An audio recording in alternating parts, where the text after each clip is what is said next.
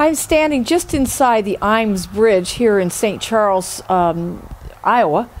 And this is the start of our tour of the bridges of Madison County.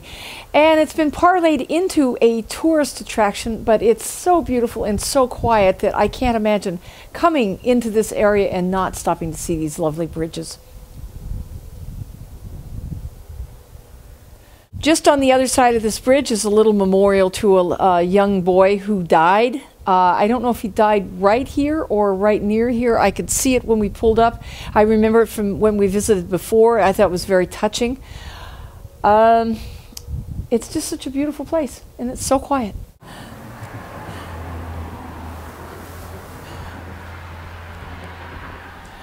Like any place, there is graffiti. Lots of graffiti. I think it's young people that don't have anything else to do but come out and deface a lovely old bridge like this with silliness. It says, MG, we are the club kids, dino sex clothing. It's just a little silly, but it's such a nice place that you kind of have to overlook it. And look at the boards that are here. These could definitely hold a car, or probably in the old days, horse and buggy.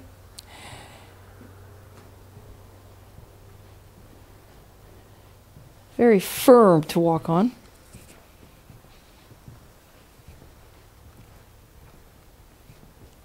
I'm standing here by the little memorial for, it says David Williamson. David was injured in a farm accident in 1990. Life was made to be enjoyed as well as endured, is what it says. And he was born September 5th, 1982, and died March 11th, 2006. And the walkway that we're seeing now is called David's Path.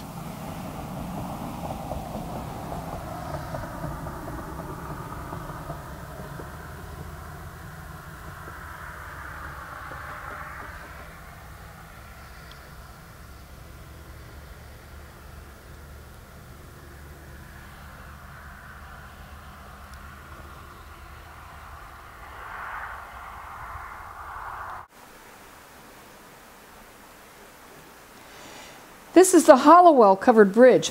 It was built in 1880 by Benton Jones and located over the Middle River southeast of Winterset, and it's the longest bridge, measuring 122 feet. Hollowell was featured in the film The Bridges of Madison County, and it was renovated in 1995 for $225,000. This bridge was featured in the movie The Bridges of Madison County, which is based on a book by Robert James Waller, and starred Meryl Streep and Clint Eastwood. The movie has brought a lot of interest to this little area. I suspect that they always tried to get tourists to come see these lovely bridges, but the movie made that possible.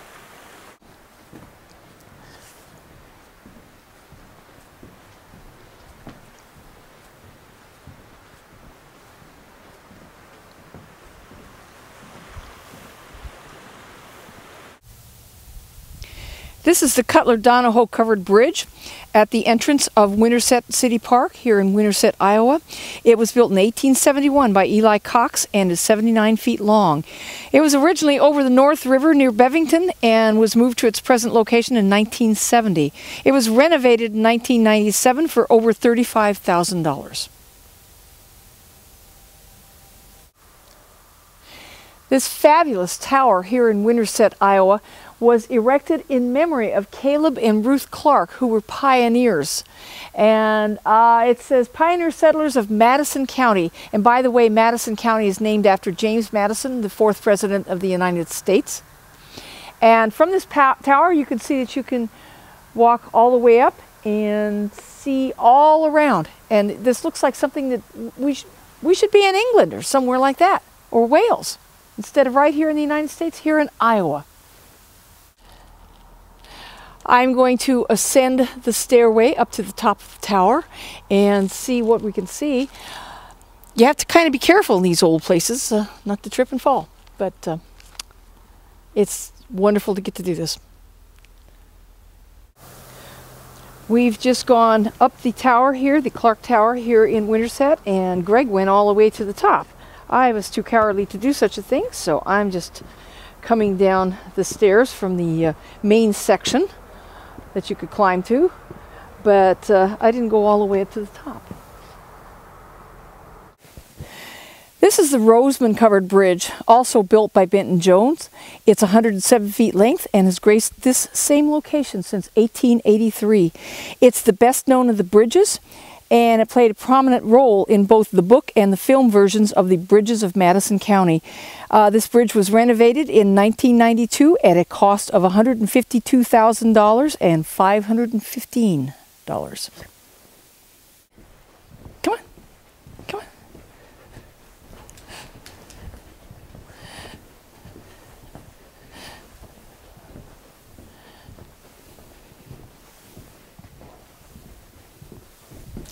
Come on, come on, come on.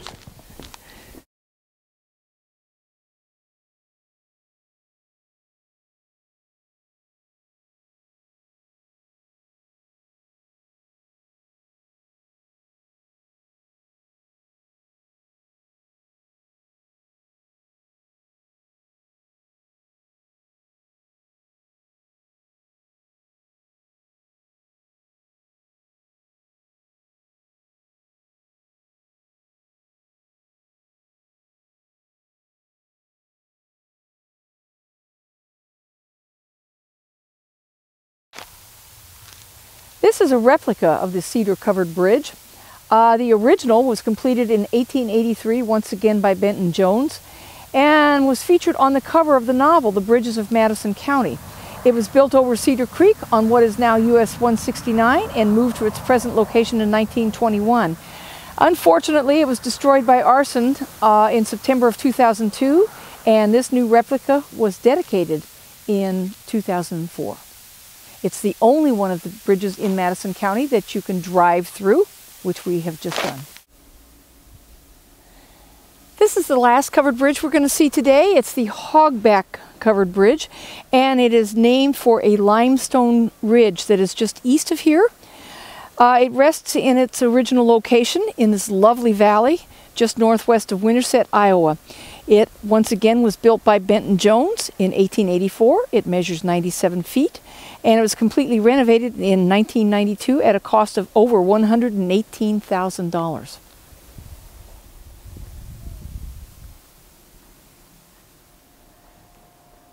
The thing that has impressed me being here, and it impressed me the time we were here before, is how quiet it is. Now, we can hear someone probably harvesting out there in the cornfield, and you hear the occasional vehicle come rumbling by, but overall it's very quiet here, and there's lots of cornfields, and I believe this is feed corn. The harvest, I think, is late this year. It's a beautiful, beautiful cloudy day, and it's just a wonderful place to visit.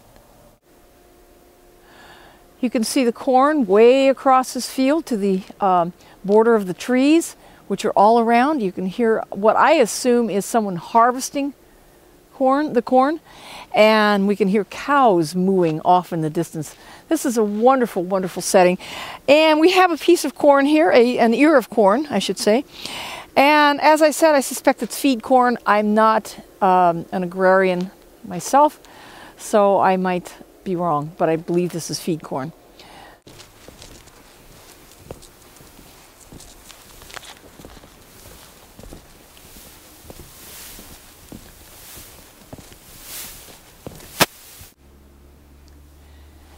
It's so nice to see these bridges here in the Midwest. Usually people seem to think of covered bridges as being just in New England, when in fact they are all over the United States, and I'm sure through Canada.